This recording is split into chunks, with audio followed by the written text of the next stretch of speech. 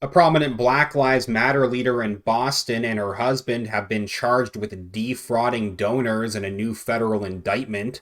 Before her indictment, Monica Cannon Grant had been praised by Democrats and the media. The Boston Globe named Cannon Grant Woman of the Year in 2020. She also reportedly established close connections with high ranking Democrat politicians, including squad member Ayanna Presley and Boston Mayor Michelle Wu, who both previously served on the Boston City Council. Presley came under fire during her 2020 re-election campaign over her ties to Cannon Grant after the activist uploaded a scathing tirade against Presley's challenger, a black Republican woman, over her marriage to a white man. Hands off. And then this heifer running against Ayanna Presley. This one here with the white husband.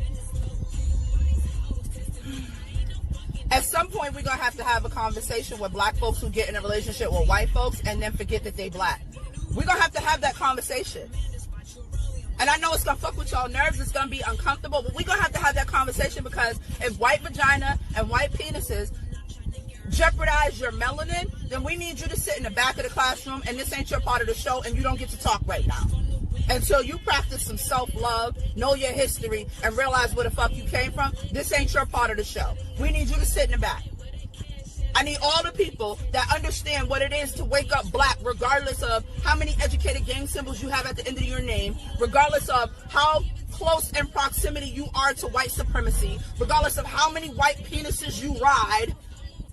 Cannon Grant refused to apologize to the Republican candidate who she attacked in that video, although Rayla Campbell, the candidate who she is referring to, after the arrest, stopped by the courthouse to air out her own complaints about Cannon Grant, saying, quote, "You can see it's all about her and making herself happy, and it wasn't about taking care of the people and really standing up." Haitian black man, but I get it. He living in Utah. He getting pink uncooked vagina. I get it. I get it.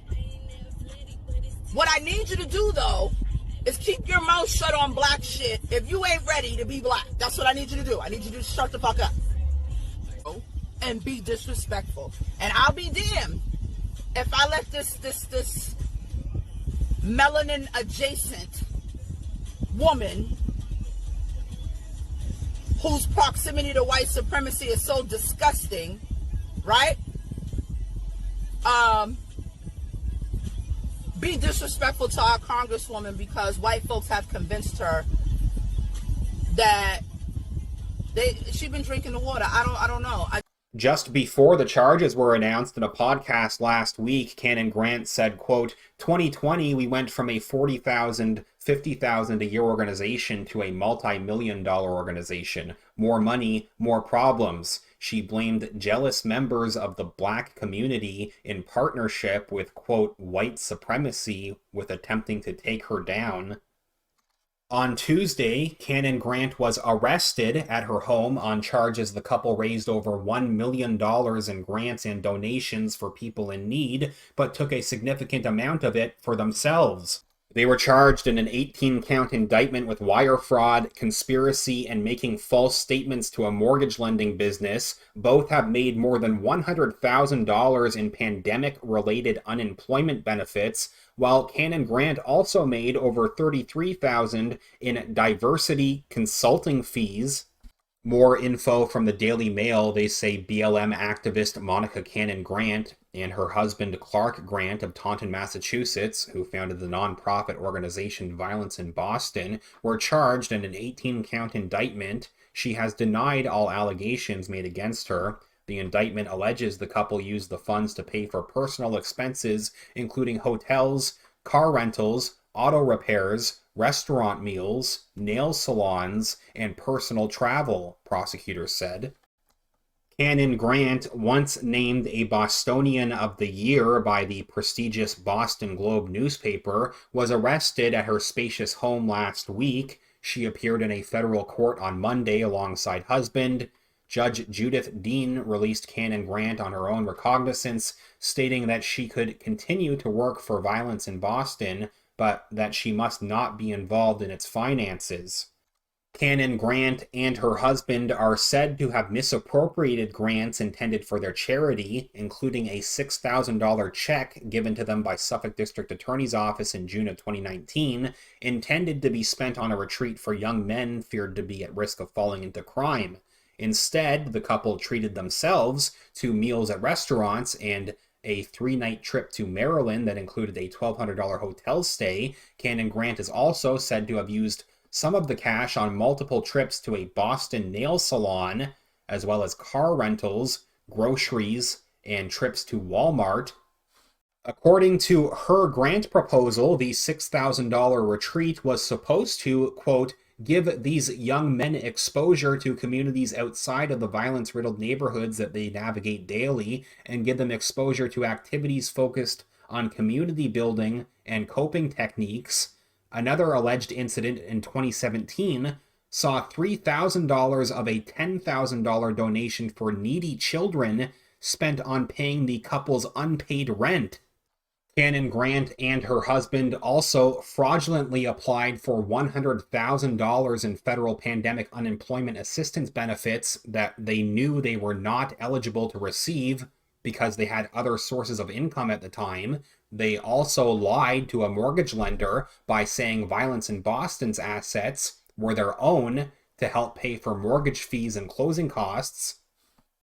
The couple maintained exclusive control over organization finances and did not disclose to other Violence in Boston directors, bookkeepers, or financial auditors that they had used the funds for their own purposes, prosecutors added. Cannon Grant also faces a mail fraud count. She claims to have previously filed to the IRS and the State Attorney General's Charity Division that she has not been receiving a salary. However, prosecutors said that in October of 2020, Cannon Grant was starting to pay herself $2,700 per week. Prior to Cannon Grant's arrival in court, her attorney, Robert Goldstein, said he expected her to be vindicated. Quote, we are extremely disappointed the government rushed to judgment here. VIB and Monica have been fully cooperating, and their production of records remains ongoing. Drawing conclusions from an incomplete factual record does not represent the fair and fully informed process a citizen deserves from its government, especially someone like Monica, who has worked tirelessly on behalf of her community. Please leave a comment and tell me what you think about this latest update. If you could give this video a thumbs up, remember to click the like button, that's greatly appreciated, and make sure that you're subscribed to the channel. As usual, thank you very much everyone who has been supporting this channel with your donations over at Patreon or PayPal, and with your super chats as well. It's greatly appreciated. You can find either link down in the video description where you can support this channel directly, patreon.com/realityreader or paypal.me/realityreader. And again, with the increasing censorship at YouTube, it's probably a good idea to find me on some alternative platforms as well. The best place where you can find me is superu.net. That's super, the letter U.net. You can search for Kip Simpson there. You can also find me at odyssey.com.